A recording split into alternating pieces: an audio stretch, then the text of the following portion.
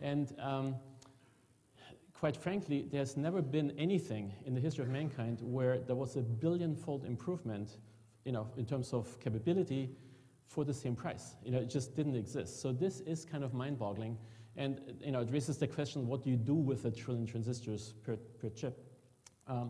But the point of all of this is that this fundamental force, that's behind all these iPods or iPads or whatever it is, that gets people excited these days, is still going on, is the reason why the product keeps getting better every year. Now, again, a little history for those of you who may not have been even remember this. So the first IBM PC showed up in, 1984. Of course, we had the Apple at that time, the first Mac coming out around the same time, Sun workstations. Then in the 90s, we got laptops, cell phones, smartphones, the first MP3 players, and now we got iPods, iPhones, and iPads. But one point of this slide is it is getting more mobile, right? Nobody really needs or wants a desktop anymore. But the other thing is what makes mobile so interesting, of course, is all connected, which is now the networking part of this. Now, networking had a much longer history, and it started actually in the mid-60s with the idea of the ARPANET. People could send packets around.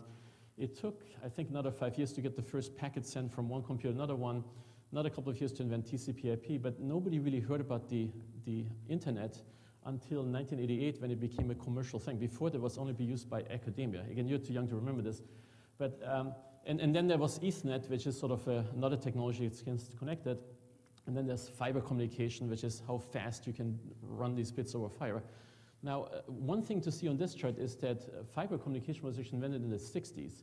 But it's only really getting mainstream, in the 90s to the last 10 years when it became interesting from a speed perspective. And it can take a long time, for these kind of technologies to reach the mainstream. But obviously, after the internet went global, we needed something to look at these things, and the first browser was written, I guess, in 1990 at CERN, which is in Switzerland.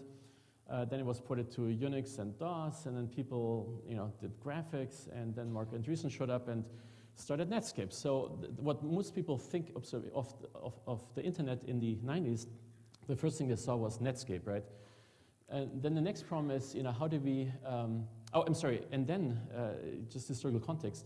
Before Netscape, there was another 20 or 30 other browsers out there that you wouldn't even remember today, but it turns out none of them really made it, right? There was a lot of activity at the time, but only one really survived. And here's the original picture from Netscape Navigator 4.0, which today, of course, nobody uses anymore. The next question is now, how do you find stuff on the internet? So people had the browser, but how do you find stuff? Well, Yahoo was one of the first very, very successful companies here. And the idea was, they sort it for you, and they have a nice homepage where all your interesting topics are. But people just wanted to ask random questions. So Alta Vista was a big thing in 1976. And you may be too young to remember this, but you could type in something and you would find some websites.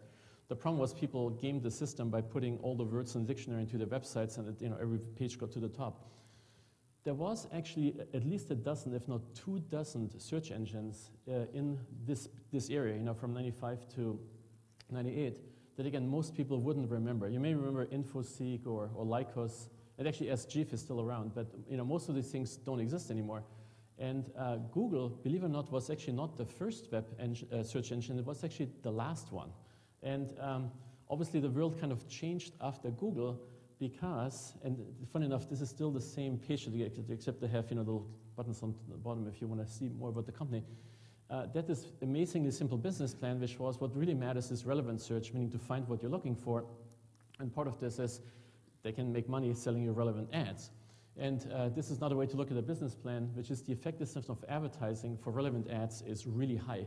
The only thing that's cheaper is email, and if you know the right people to send an email to, that costs less than going on Google, but otherwise paid clicked-for search is an unbelievably good way to sell stuff. But the thing to learn here is that the time from adoption to success can be very short. In particular, in Google's case, it was a few years. And it doesn't actually matter to be the first guy. What matters is to solve the problem the right way, or to solve the relevant problem in the best way. And that is the key issue here. And of course, there's ongoing innovation to keep it up. Now, slight change of topics here. How does venture capital play in all of this? So obviously, we are at the heart of Silicon Valley, Sand Hill Road venture capital headquarters. where all the major venture capital companies, at least the one in California, have the offices right next to each other, which makes it very convenient. You can just walk from one building to the next. There's a long history of venture capital. It started in the 60s or 70s, initially focused on chips, then branching out in biotechnology and all this good stuff. And the fundamental idea was, you can't get a bank loan for a new company, right? But here's these VCs that take a chunk of your company in exchange for an investment, and they help you to find people, recruit people, get things together, and bank on you to go public, get acquired, and they get the money out. There was actually a cartoon in 1976. Again, you may be too young to remember this, but I found it on the web, which was really funny, which is sort of the life cycle of venture capital, which is, you go to Menlo Park, the St. Hillis and Menlo Park Avenue, you shake a tree, a venture capitalist falls out, you wave your hands and say magic words. The VC will give you $4 million, you hire 20 people, publish lots of buzzwords, go public, and cash a check and climb a tree, and so on. So this to me was sort of the venture capital view in the late 90s, okay?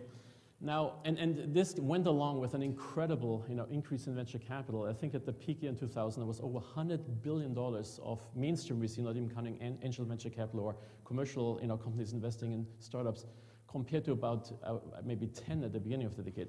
But as you know, there was the big crash, and what followed was, this whole thing came back down to levels that are essentially where venture capital was in the early 90s, if you take the loss in dollar purchasing power into consideration. And the other thing here is this is a recent chart of where VC money is actually going. Believe it or not, the number one area for venture capitalists is biotechnology, okay? So that's probably not most of the people in this room. Number two is still software, which includes internet kind of things. Number three is what device technologies, media, green tech is big in there. But the traditional focus on IT, chips, and so on has been diminished.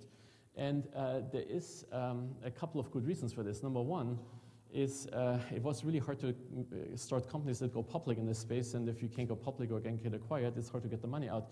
But the fundamental problem with venture capital is that the whole industry, I'm globalizing here, had negative returns in the last 10 years. So if you don't have positive returns, it's hard to attract more capital, which makes it harder to invest. As a result, there's fewer and fewer new venture capitalists out there.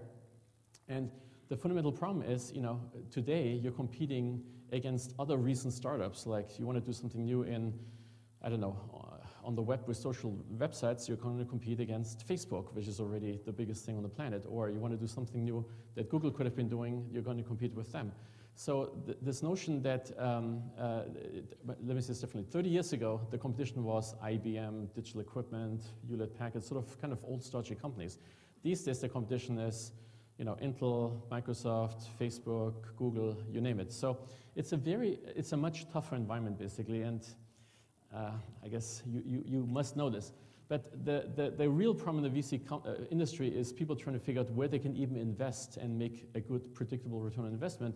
And the latest fashion was green energy, but that has its own set of problems. Specifically, you need lots and lots of capital to build anything that makes anything any different there. So let's go back to innovation. So how can one actually invent more things more quickly? And R&D is the part of the company that invents things, and people have set up research labs. One very famous research lab and is right here on Stanford campus called the Xerox Palo Alto Research Center, or PARC, which, believe it or not, in the 1970s invented networking, laser printers, the original workstation, personal computer, graphical user interfaces, you name it. The only more amazing thing than that was that the company Xerox never profited from any of this. Steve Jobs came in there and said, let's build it. It's really stunning. But the one thing that people underestimate about Xerox, and I only learned about this recently, was Xerox, the company Xerox, which today you don't think of as a hot company, really only got into its mainstream in the early 60s when they had the patent to the Xerox copy and they dominated the Xerox market.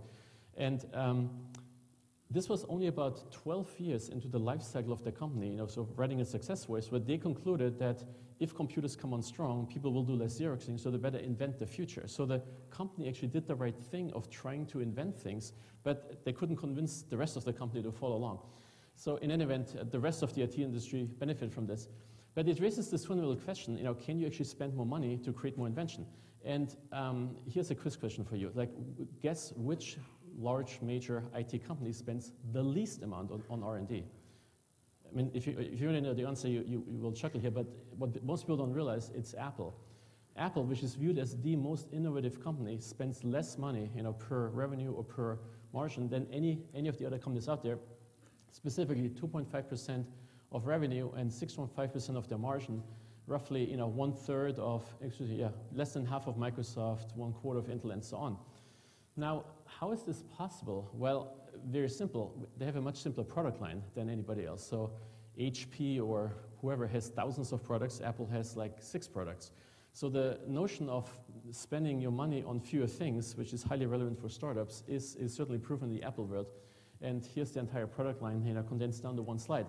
And one advice from Steve Jobs is, the hardest thing in life is to say no. And this is also some lesson to learn in startups, which is there's always more ideas than you have time or money for, and you have to really pick the one thing that is actually going to work.